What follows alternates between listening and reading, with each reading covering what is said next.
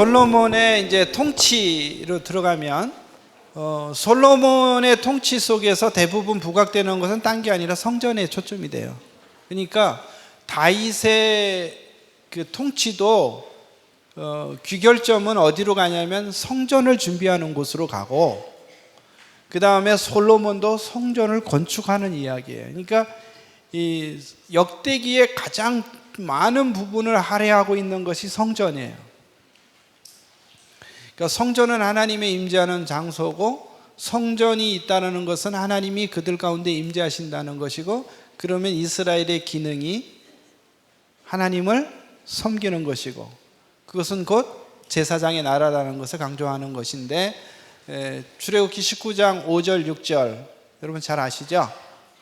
너희가 내 언약을 지키고 내 말을 지키면 내 소유가 되겠고 내게 대하여 제사장의 나라가 되며, 제사장의 나라, 이게 이제 베드로전서로 넘어오게 되면 그렇게 얘기하죠. 너희는 왕 같은 제사장이요. 이게 다 같은 맥락 속에서 이야기를 하거든요. 그래서 이 솔로몬의 통치를 보면 솔로몬의 그 이야기 시작에 이렇게 돼요. 솔로몬의 왕위가 견고해졌다. 그 이유가 여호와께서 함께 하셨다라는 이야기로 시작을 해요. 아예 뭘로 결론부터 얘기하고 시작을 하는데, 그러니까 이 견고해졌다는 말은 왕위가 강성해졌다, 강해졌다, 힘이 생겼다 이런 뜻이죠. 근데 그 원인이 어디 있느냐? 솔로몬이 잘해서 그런 게 아니고 여호와께서 함께 하셨기 때문이다. 우리는 어떻게 보면 솔로몬의 지혜와 또 그의 지식으로 그의 나라가 강성해진 것처럼 착각할 수 있죠. 그런데 이미 딱 잘라서 먼저 얘기하고 있는 것입니다. 여호와께서 함께 하셨다. 그 함께 하심의 결과가 그에게 지혜와 지식을 준 거죠. 그런데 이 하나님께서 주신 지혜와 지식으로 나라가 견고해지는데, 솔로몬이 이제 하나님께 구하는 이야기로 시작하잖아요. 아버지도 구했고 아들도 구해요. 근데 이 솔로몬이 첫 번째 그의 통치를 시작하면서 이야기하는 이야기가, 그 나오는 구절에 보면 너는 구하라, 물어라, 구하지 아니하고 묻지 아니하고 이런 표현들이 계속 나오죠. 요 지혜와 지식을 구하였으니, 물었으니까 물었다는 뜻입니다. 그러니까 여호와께 끊임없이 물었다. 자, 여호와께 묻는 이야기가 역대기의 가장 큰 주제 중에 하나라고 얘기했죠. 그거는 우리 인생의 주제여야 돼요. 사실은 역대기의 주제가 아니라 우리 인생, 우리 삶의 주제여야 돼요. 여호와께 묻는 거. 여러분 가면 갈수록 여러분들이 할 수 있는 게 얼마나 있던가요? 저는 깨닫는 게 내가 할 수 있는 게 별로 없다. 내가 해결할 수 있는 게 별로 없다라는 거예요. 결국 기도할 수밖에 없다. 하나님의 주권을 인정하고 기다리는 수밖에 없다라는 것들을 많이 이제 알아갑니다. 솔로몬의 통치에서 이제 가장 큰 공적이 성전 짓기라고 그랬잖아요. 근데 이제 성전 짓는 이야기 속에 무슨 이야기가 나오냐면 후람과 대화하는 이야기가 나와요. 서신으로 주고받고 하는 이런 대화 이야기가 나오는데, 솔로몬이 후람에게 이런 질문을 던집니다. 누가 여호와의 집을 짓겠느냐? 누가 여호와의 집을 지을 수 있느냐? 이 영광스러운 일에 누가 감히 하나님의 집을 지을 수 있느냐? 이렇게 질문을 해요. 이 얘기는 후람에게 너 동참하라 이런 얘기거든요. 그런데 이 후람이 솔로몬에게 보내는 답변 속에 이런 답변을 쓰죠. 여호와께서 너로 성전을 짓게 하셨다 이렇게 얘기를 해요. 그러면 솔로몬은 질문했어요. 그죠? 누가 여호와의 집을 짓는가? 누가 하나님의 집을 짓는가? 후람이 대답해요. 주어가 누구예요? 여호와께서. 여호와께서 누구로 하여금? 너로 하여금 성전을 짓게 한다. 그러니까 성전은 누가 지어요? 여호와께서 지시는 거죠. 내가 너희들로 하여금 내가 거할 처소를 지으리니, 이게 출애굽기 25장 8절 말씀이에요. 성소를 지을 때 예수님께서 이 땅에 오셔서 내가 내 교회를 세우리니, 맥락이 다 같죠. 하나님의 전, 하나님의 공동체는 누가 짓느냐면 하나님이 지으세요. 그런데 실제로 이 일들을 이루어내는 사람은 이뤄내는 자들은 사람이죠. 사람인데 여기에 나타나는 주제 중에 하나는 이스라엘 자체 사람들로 성전이 지어지지 않는다는 거예요. 이 성전 건축에 이방인도 같이 들어온다는 거예요. 이게 굉장히 독특한 점이에요. 하나님을 졌는데 이방인들도 같이 져요. 그래서 이게 굉장히 중요한 하나의 큰 주제이기도 합니다. 이방인과 언약의 백성이 함께 하나님의 전을 지어요. 왜 그럴까요? 하나님이 누구시죠? 하나님은 이스라엘의 하나님만이 아니라 온 우주의 통치자이시기 때문에. 하나님은 온 우주의 통치자예요. 왜? 창조주이시기 때문에. 이 땅의 모든 주인은 하나님이시고 이 땅에 있는 모든 사람들의 하나님도 여호와 하나님이시죠. 이걸 우리는 꼭 기억해야 되거든요. 이 솔로몬이 성전을 건축하는 이 장면에서 또 우리가 하나 초점을 봐야 될 것이 바로 뭐냐면 이 성전 자리에 대한 묘사예요. 열왕기에는 이 솔로몬이 건축하는 이야기 속에서 뭘 강조하냐면 출애굽한 지 480년이라는 연대기를 강조하는데, 여기는 그렇게 강조하지 않고 거기에 보면 솔로몬이 예루살렘 모리아산에 여호와의 전 건축하기를 시작하니 그것은 전에 여호와께서 그의 아버지 다윗에게 나타나신 곳이요 여부스 사람 오르난의 타작마단에 다윗이 정한 것이라, 이렇게 되어 있죠. 이거는 장소에 대한 강조가 더 많아요. 이 장소에 대한 이야기를 초점하면 성전은 희생과 용서 그리고 만남과 통치의 자리라는 것을 알게 돼요. 성전이 뭐냐? 거기에서 희생이 일어난다. 거기에 하나님의 용서가 일어난다. 거기에서 하나님을 만난다. 우리는 거기에서 하나님의 통치를 받는다. 이런 것들이 주제적으로 강조되는 거죠. 그냥 성전은 예배 초소만이 아니라는 거예요.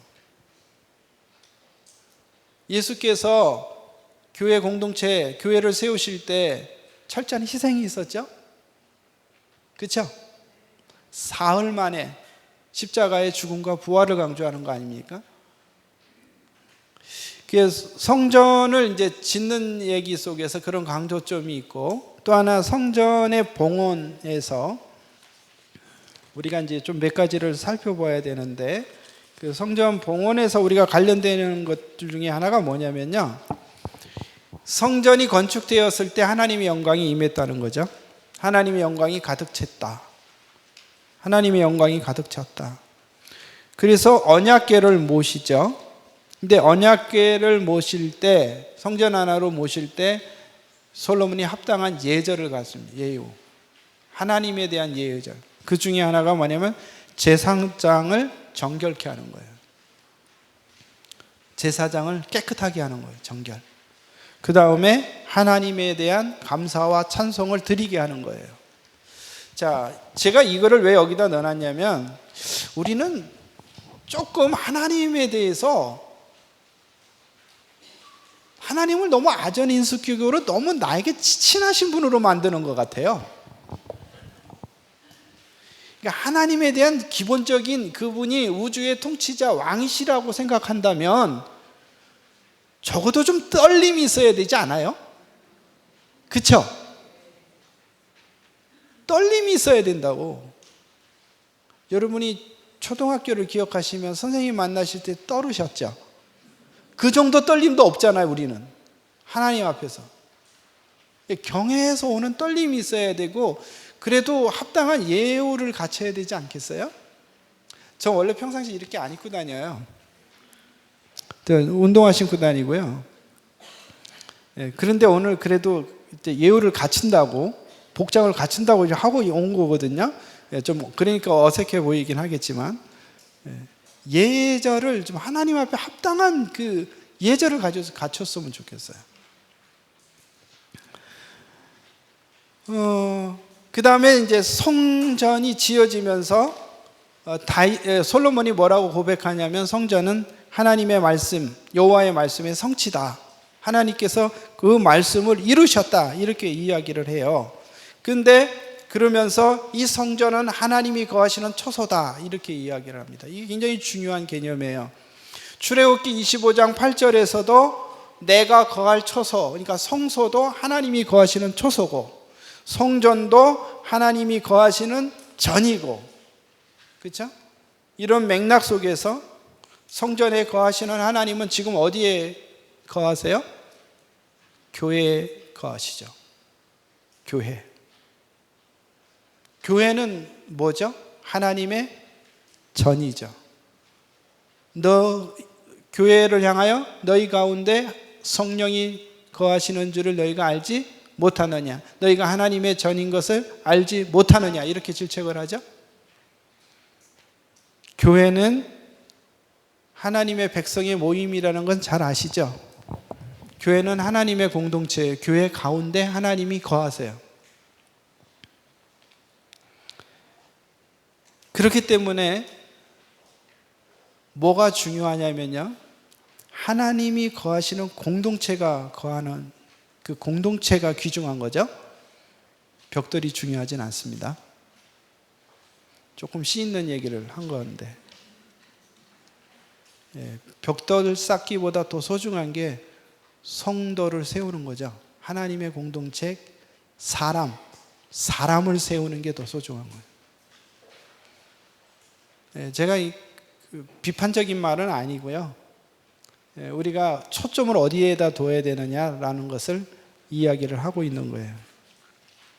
아까 성전 지을 때도 한 사람이 지으는 게 아니라 다양한 사람들이 같이 짓죠.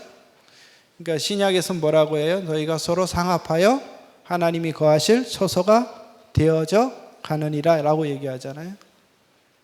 교회는 지체로서 서로 함께 공동체를 세워가는 거예요. 나 혼자 할 수 없어요.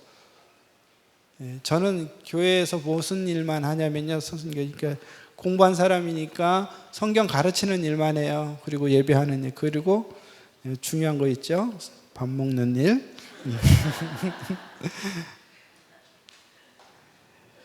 그 다음에 이제 성전을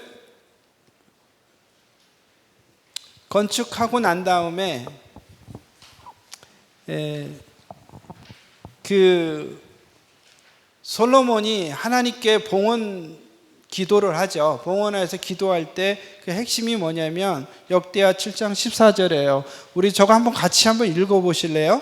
시작.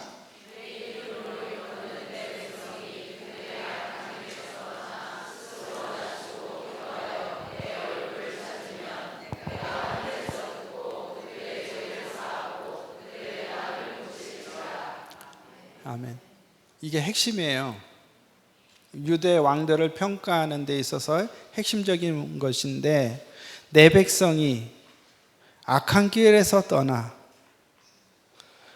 내 얼굴을 찾으면 내가 듣고 죄를 사하고 뭐를 고친다? 땅을 고친다. 이게 이제 솔로몬의 기도인데, 솔로몬이 내가 그 다음에 내 백성이라고 해서 나중에 이방인까지 성전을 향하여 기도할 때, 죄를 깨닫고 이렇게 기도할 때 용서해 달라고 기도를 해요. 이방인까지. 이게 그래서 이 역대기의 이 신학은 유대 공동체를 중심으로 이야기하지만 이방인들까지 끌어들이고 있다는 것들을 우리가 기억해 볼 필요성이 있어요. 그런데 여기에 초점이 뭐라고요? 회개인데 회개의 특징이 나와요. 악한 길에서 떠나 여호와를 찾는 거죠. 떠나야 돼요. 그러면 어떻게 하신다? 죄를 사하시고 땅을 고친다. 이게 바로 회복의 조건이에요. 회복할 수 있는 조건이라고, 이게. 근데 우리는 여기 땅을 고치라고 하는데 초점이 맞죠? 이 땅 고쳐주소서, 이 땅 고쳐주소서. 많이 노래도 하고 많이 기도도 하고 이 땅 고쳐주셔서, 근데 내가 악한 길에서 떠나고 여호와를 찾으려고 하진 않죠. 이거는 땅을 고쳐지는 거는 우리의 관심이 아니라, 우리의 관심은 우리가 악한 길에서 떠나서 우리의 행위를 고치는 거예요. 그러면 땅은 고쳐져요. 왜 고치기 싫으세요? 그게 제일 중요해요. 나를 고치면, 내가 악한 길에서 악한 행위를 고치고 내가 하나님께로 돌이키면 내가 서 있는 이 공간이 깨끗해진다고요. 그런데 내가 더러워진 상태에서 그건 고칠 생각은 안 하고 내 욕구에 충족을 위해서 하나님을 이용하고자 하면 이 땅이 더럽혀진다고. 그 이야기를 하고 있는 거예요 지금. 여러분은 하나님에 대한 충성자세요? 하나님은 하나님을 이용하는 자세요? 사람이세요? 한번 찌르고 가야죠. 저도 잘 생각해 보면 우리 하나님 이용하는 수 너무 많습니다. 그 다음에 다윗이 이제 언약했던 것을 가지고 또 기도를 해요. 근데 이렇게 얘기해요. 여호와의 명령을 지키지 않을 때, 그러니까 여호와께서 응답하실 때 다윗이, 이 얘기는 이렇게 이해를 해야 돼요. 다윗이 솔로몬에게 이야기할 때 계명과 명령을 지키라 그랬잖아요. 근데 그게 두 가지로 나와요. 계명을 지키라 그러면 여호와께서 너희 우리 그 왕조를 영원히 지속하게 하리라, 이렇게 얘기했어요. 근데 솔로몬은 거꾸로 기도해요. 뭐라고 기도하냐면, 하나님 약속을 지키세요. 왕조를 길게 해주신다고 했잖아요. 우리의 왕위를 경고하게 해주세요. 내가 언약을 지키면. 순서를 바꿔버려요. 그래서 그런 면에서는 이 솔로몬이 자기 업적에 굉장히 집착하는 모습이 보여요. 없지 않아. 안 보이지 않아요. 그러니까 업적에 집착한 이 사람들은 이 말 잘 들어야 돼요. 저를 비롯해서. 네. 하나님은 업적에 집착하는 그 업적에 관심이 있는 게 아니에요. 건물에 관심이 있지 않아요. 그래서 하시는 말씀이, 네 명령을 지키지 않을 때 다윗 왕조 파괴는 물론이고 성전도 파괴시키겠다. 하나님은 성전에 갇혀 계시는 분이 아니거든요. 하나님은 우주의 통치자시라고. 그런데 너희들이 내 계명과 언약을 지키지 않으면 다 쓸데없다 이거예요. 이해 가세요? 하나님은 건물에 대한 관심보다 더 중요시 여겼던 것이 자신의 명령과 규례를 지키는 거예요. 왜 그러냐? 그래야 그 땅에 하나님의 나라가 이루어지니까. 그래서 솔로몬의 통치의 마지막 장면을 보면은 솔로몬이 원하는 모든 것을 건축했다고 그래요. 솔로몬은 건축의 대가죠. 결국 이 건축 때문에 망하게 되는 원인도 되긴 되는데, 여기 역대기에서는 이런 부정적인 모습보다 자기 원하는 것을 다 했다라고 이야기하면서 여호와 하나님을 섬김을 강조해요. 그러면서 모세의 명령을 따라 매 일과대로, 여기에 또 다윗의 규례를 따라서 제사장의 방류를 섬겨서 여호와를 섬기게 했다. 성전을 지었을 만이 아니라 성전을 건축하고 여호와를 섬기게 하는데 무엇을 따라서? 모세의 명령을 따라, 율법을 따라. 그래서 그 일들을 진행하게 했다는 것을 강조하고 있습니다. 마지막 그 솔로몬의 장면은 이방인들과의 관계 속에서 다시 이제 나타나는 부분인데요. 이 솔로몬이 명성이 굉장히 자자하게 나요. 그렇죠? 그때 찾아오는 여왕이 있었죠. 스바 여왕이 찾아왔어요. 그래서 모든 환경, 그에 건축했던 모든 것들을 보니 정신이 황홀했다 이렇게 돼 있거든요. 정신이 황홀했다. 그 이제 그 옆에 제가 글을 번역을 해놨는데, 이걸 사역을 하면, 시브리어로 사역하면 그 안에 영이 없었다 이런 뜻이에요. 그 안에 영이 없었다. 사람이 아니다 이거죠. 사람 안에 영이 없으면 사람이 아니잖아요. 그러니까 우리나라면 제정신이 아니다. 그러니까 너무 그냥 이렇게 황홀했다라는 표현을 우리가 적절하게 잘 번역을 한 건데, 그냥 직역해서 좀 서툴게 그냥 직역을 하면 그 안에 영이 없었다. 정신이 없었다는 거잖아요. 그 정도로 그냥 찬란했다는 얘기죠. 화려했다는 얘기예요. 그래서 수바 여왕이 고백하는데 그 밑줄처럼 하나님이 당신을 여호와를 위하여 왕이 되게 하셨고 이스라엘을 사랑하사 왕으로 삼아 정의와 공의를 행하게 하셨도다. 이방인의 입을 통해서 얘기하는 거예요. 솔로몬, 네가 무엇을 해야 되는 사람이냐? 정의와 공의를 행해야 하는 사람이다. 네 왕위를 누가 주셨다? 여호와께서 주셨다. 이방인이 얘기하는 거예요. 이방인이. 앞에서는 다윗이 고백했죠. 다윗이 자기가 자리가 하나님께서 주신 것이라는 걸 알아요. 그런데 이제는 이방인이 그 이야기를 해요. 어쩌면 지금 세상의 사람들이 우리에게 네 신분이 뭔지 알아? 이렇게 얘기하고 있는 거죠. 크리스찬이 뭔지 알아? 크리스찬이 뭘 해야 되는지 알아? 라고 이야기를 하고 있는 것과 같은 거예요. 솔로몬의 통치, 솔로몬의 그 부와 영광은 이 세상 어느 것과 또 비교할 수 없다고 성경은 얘기하죠. 그렇죠? 근데 여기서 알아야 될 게 하나 있는데 그도 죽는다는 거예요. 그래서 천하 열왕들이 하나님께서 솔로몬의 마음에 주신 지혜를 들으며 그의 얼굴을 보기 원했다. 이 정도로 굉장히 솔로몬이 명성이 자자했다는 거예요. 근데 그 밑에 제가 번역을 다시 했어요. 그 땅의 모든 왕들이 하나님께서 솔로몬에게 주신 그의 지혜를 듣기 위하여 솔로몬의 얼굴을 구하고 있었다. 되게 여호와의 얼굴을 구하라 그러잖아요. 그런데 그 표현을 지금 솔로몬에게 쓰고 있는 거예요. 솔로몬이 이 하나님의 백성들이 여호와의 얼굴을 구하는 이 모습처럼 이방인들이 지금 솔로몬의 얼굴을 구하고 있는, 얼굴 보기를 원한다는 거죠. 그러니까 우리가 기도 속에서 여호와의 얼굴을 우리에게 돌려달라고 그러잖아요. 그렇죠? 여호와께서 얼굴을 돌리면 어떻게 돼요? 여러분들도 이미 아이들을 키우실 때 경험했잖아요.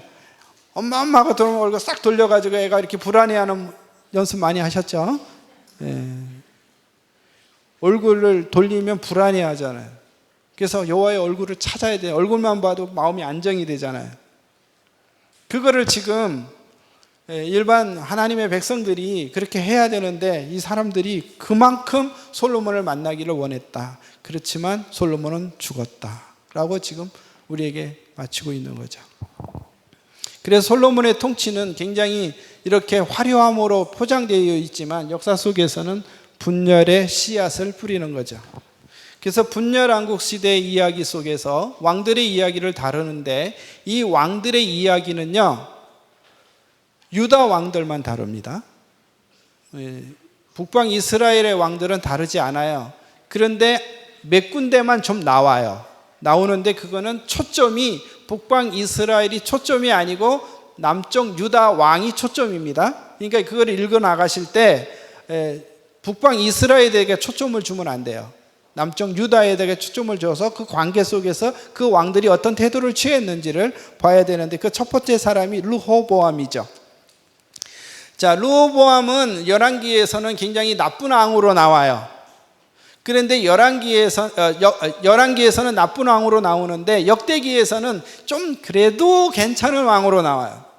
처음에는 분열이 될 때 젊은 애들의 말을 들어가지고 분열을 하지만 이 분열된 이후에 이제 이스라엘이 유다를 배반하죠.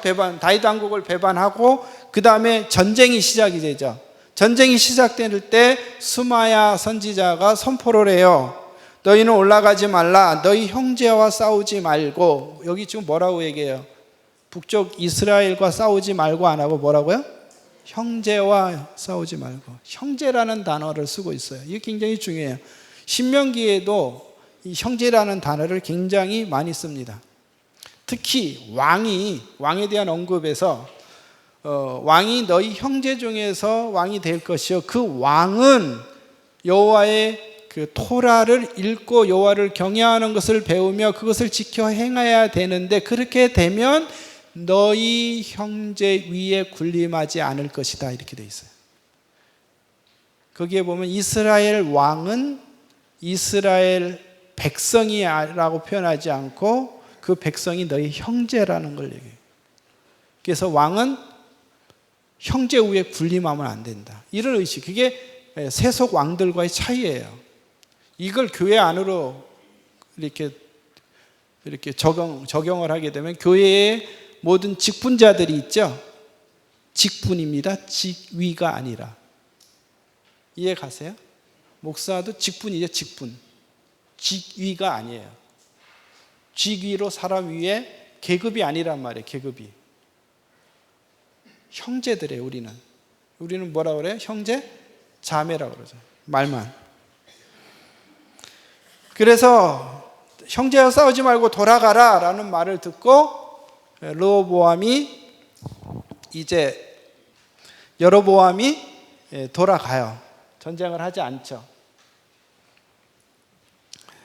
그래서 이제 르호보암이 이제 성을 경고케 했을 뿐만 아니라 이때 어떤 사람들이 생기기 시작하냐면 유다로 돌아오는 제사장들, 레위 사람들이 생겨요. 그래서 이스라엘 모든 지파 중에 마음을 굳게 하여 이스라엘 하나님 여호와를 찾는 자들이 레위 사람들을 따라 예루살렘에 이르러 조상들의 하나님 여호와께 제사하고자 한지라. 북방 이스라엘에서 어디로 찾아오는 거예요? 남방 유다로. 왜 그렇죠? 여로보암의 통치가 잘못돼서 그렇죠. 일반 사람들을 성직 매매를 해서 또 단과 베델에 금송아지를 세우고 이런 것들이 옳지 않다고 생각했던 사람들이 여호와께 바로 섬기기 위해서 다시 유다로 찾았던 얘기죠.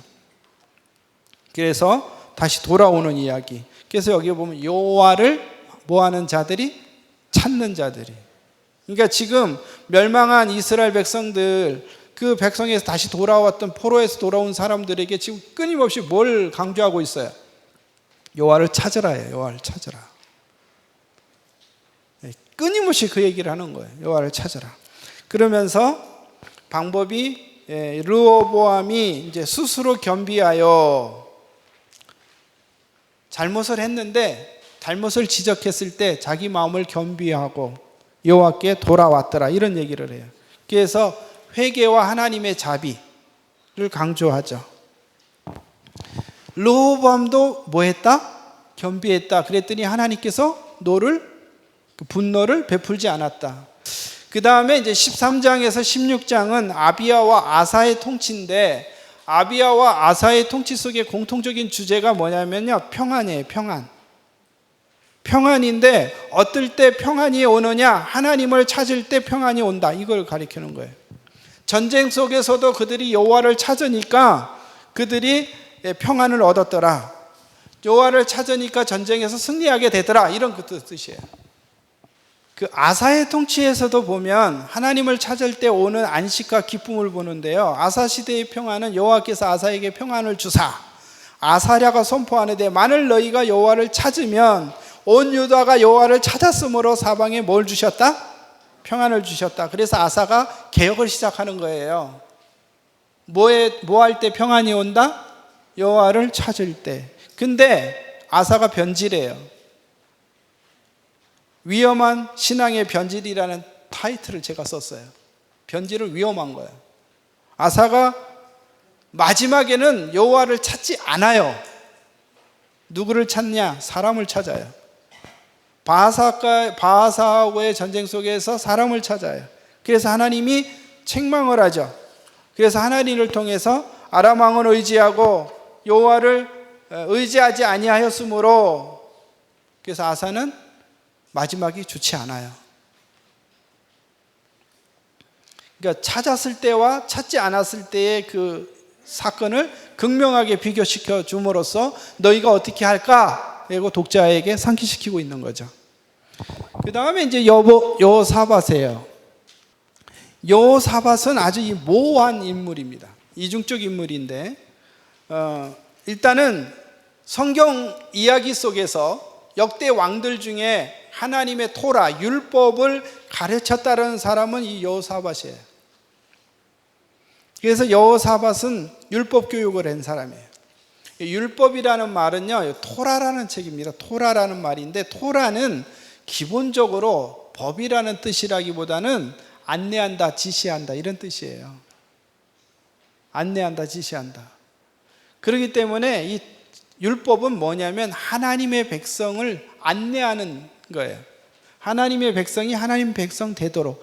그래서 신명기를 보면 이렇게 돼 있어요. 너희 앞에 내가 토라를 두었나니, 그렇게 돼 있어요. 너희 앞에 토라를. 그러니까 이스라엘은 뭘 쫓아가요?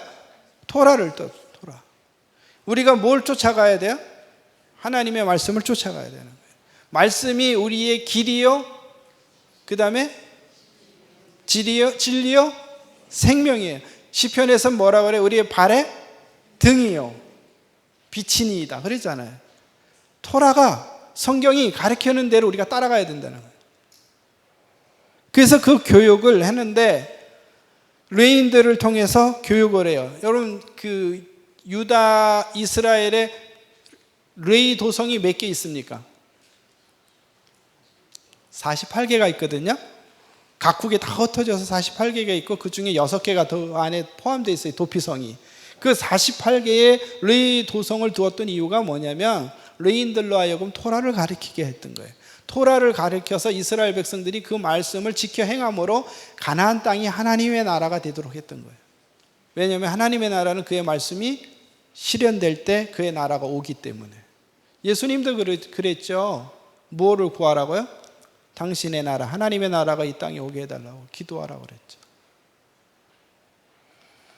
그래서 여호사밧은 율법을 가지고 가르쳤을 때 여호와께서 그에게 어떤 일을 행하셨느냐? 사방에 두려움을 주셨다. 사방에 두려움을 주셔서 여호사밧에게 이렇게 공격하지 못하도록 그렇게 만드셨다는 거예요. 이게 굉장히 중요한 거예요. 이게 두려움을 주셨다는 이 표현이 이렇게 하니까 시간도 많이 걸리는데 제일 첫 번째 나타나는 게 창세기 9장에 나와요. 하나님께서 방주에서 나온 노아에게 하실 때 동물들에게, 생물들에게 두려움을 주어서 너희들을 공격하지 못하게 한다. 두려움을 준다 얘기해요. 야곱이 창세기 34장에서 디나 사건으로 인해 가지고 세겜 사람들을 다 그의 그 아들들이 다 죽이죠. 그때 굉장히 야곱이 두려워하고 공포 속에 빠지죠. 그때 베델로 올라가라고 해요. 그때 35장 5절인가 그 부분에 보면 이렇게 돼 있어요. 하나님께서 사방 거울에 두려움을 주사 그를 추격하지 못하게 하셨다. 그 이야기가 지금 여호사밧에게 다시 적용되고 있어요. 그런 관점에서 오늘 우리가 생존하는 이유, 하나님이 우리를 보호하시는 거죠. 근데 이제 여호사밧의 이 위기는 뭐냐면 아합과의 동맹이에요. 아합의 가문과 혼이 나는 것인데 이게 이제 가장 큰 문제죠. 이 여호사밧이 힘이 있을 때 이게 문제가 되지 않아요. 우리가 이제 조금 뒤에 우리가 이것을 살필 텐데 이거 굉장히 좀 조심스럽게 우리가 접근해야 될 문제예요. 아합 가문과 혼인을 하고 그 다음에 아합과 연합을 한 다음에 길르앗 라못을 치기 위해서 같이 모였을 때 이 여호사밧이 하나님의 뜻이 어디 있는지 알아보자라는 거죠. 그때 아합이 누구를 불러요? 시드기야를 포함한 400명의 선지자를 불러죠. 걔들은 뭐라고 얘기를 합니까? 그분들이라고는 할 수는 없고 걔들은 뭐라고 얘기해요? 올라가면 반드시 이긴다. 긍정적 사고방식을 그냥 투입을 하죠. 올라간다. 이긴다. 그랬더니 여호사밧이 뭐라 그래요? 여긴 또 이 사람들 말고 다른 사람 없냐? 미가야라는 사람이 하나 있는데 맨날 나한테 좋지 않은 소리만 한다. 그러니까 그래도 그 사람 불러와라. 그러니까 사람이 가죠. 가면서 뭐라고 얘기하냐면 야, 다른 사람들이 다 좋게 얘기하니까 너도 좋게 얘기해. 이렇게 얘기하죠. 꿋꿋하게 미가야는 하나님의 말씀을 외칩니다. 그래서 타이틀 보면 뭐예요? 대중의 소리에 파묻힌 진리의 소리. 문장은 멋있죠? 대중의 소리가 항상 진리는 아닙니다. 대중의 소리는 조작도 가능합니다. 진리는 왜 진리인지 아세요? 또 이것도 워드플레이 해야 되는데 진리는 진리도록 변하지 않는 게 진리예요. 진리는 변하지 않잖아요. 그래서 변장을 하고 전쟁이 나가잖아요. 그렇죠? 그때 아합은 어떻게 해요? 죽어요. 여호사밧은 여호와께 부르짖었더니 구원을 얻어요. 그 다음에 그 이후에 이제 여호사밧이 공정한 재판을 위해서 이제 재판관들을 세우는데 그가 이렇게 얘기하죠. 너희가 재판하는 것이 사람을 위하여 할 것인지 여호와를 위하여 할 것인지를 정하라. 이렇게 얘기를 해요. 그래서 여호사밧은 공정한 재판 제도를 세우는, 율법을 가리키고 이렇게 이야기하는 것이죠. 그래서 여호사밧도 나중에 책망을 받죠. 아합 가문과 이렇게 혼인한 것에 대해서 굉장히 책망을 받습니다. 근데 문제는 이 아합 가문과 이렇게 혼인을 맺었던 이 결과가 나타나는 것은 여호사밧 때 나타나지 않는다는 거예요. 그 다음 세대에 나타난다는 거예요. 그래서 그 아들인 여호람이 타락하기 시작하니까 에돔도 배반하고 요람도 죽고, 그 뒤에 아하시아가 나오는데 아하시아도 북방의 여호람을 중병에 들었다는 얘기를 올라갔다가 또 죽고, 결국 누가 유다 왕국을 다스리게 되냐면 아달랴가 이제 다스리죠. 얘 달라요. 아달랴. 이전 사람들하고 다스리는 방법이 달라요. 그래가지고 어떻게 됐어요? 다윗의 씨를 다 그냥 멸절시켜버리잖아요. 다 죽여버리잖아요.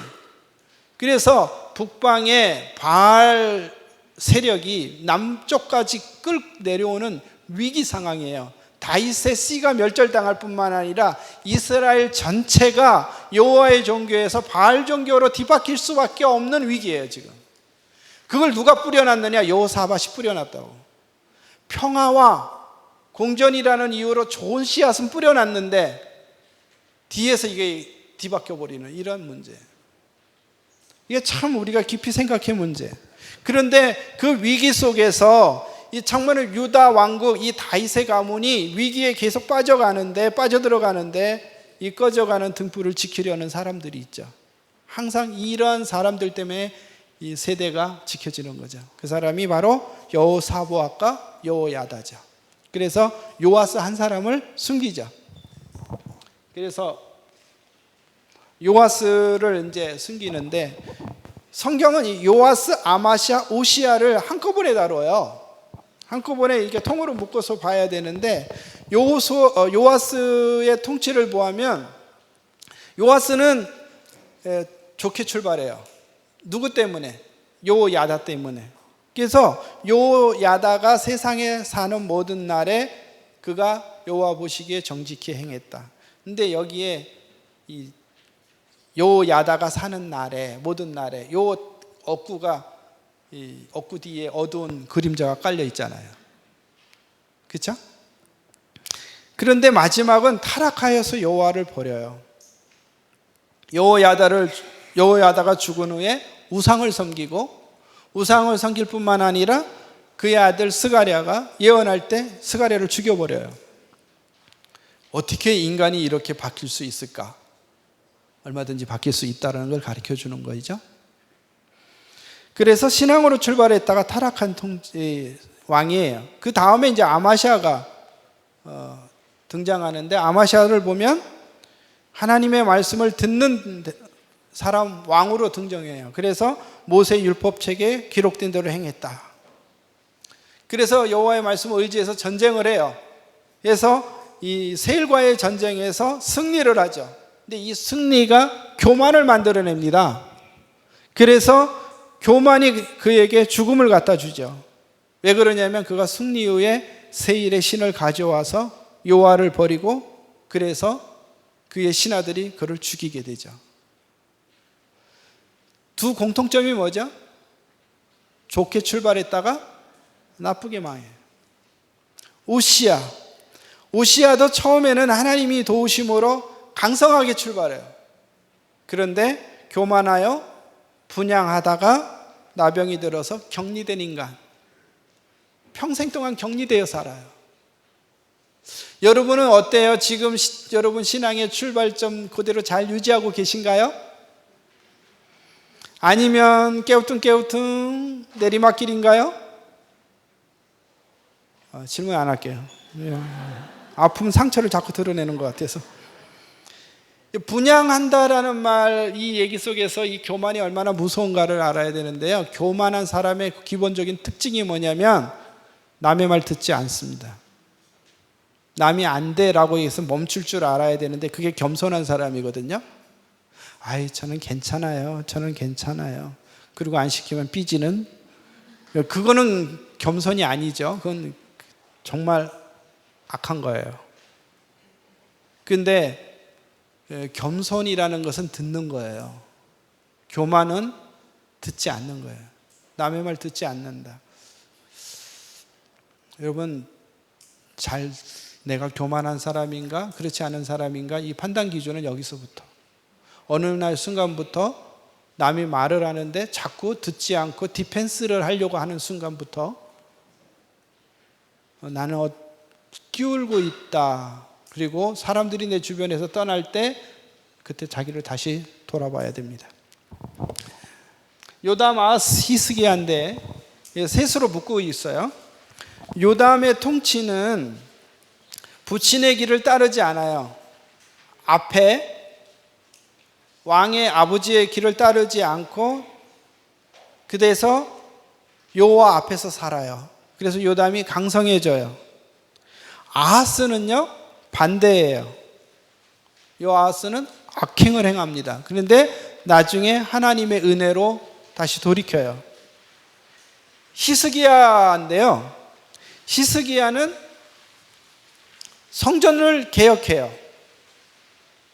그래서 성전 청결을 하고 그 다음에 레위인들을 모세의 규례를 따라서 그 직무를 다 수행하게 하고 속죄제와 감사, 속죄제를 드리고 그 다음에 찬송과 감사, 일회성의 레위인들을 통해서 이거를 훈련을 시켜서 제대로 지키기 위해서, 마치 히스기야는 무슨 느낌을 드냐면 다윗 느낌을 들어요.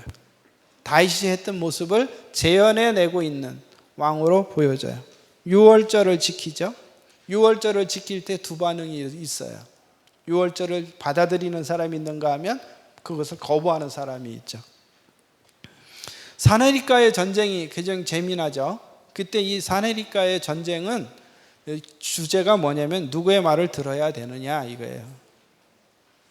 사네비 하는 말은 히스기야의 말을 듣지 마라.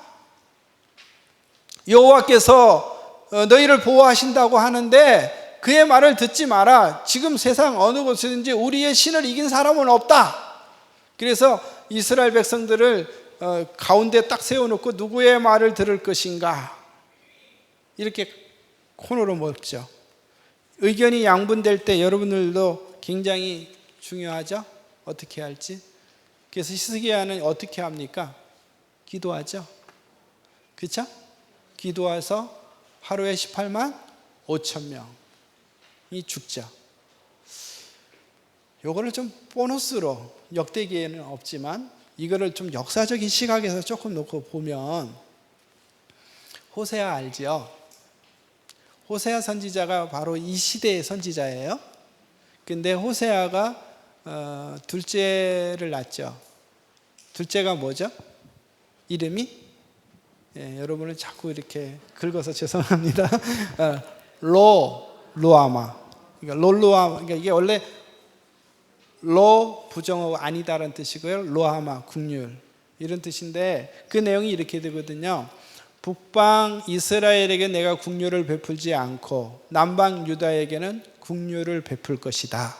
그래서 내가 남방 유다를 칼과 창으로 구원하지 않겠고 여호와로 구원할 것이다.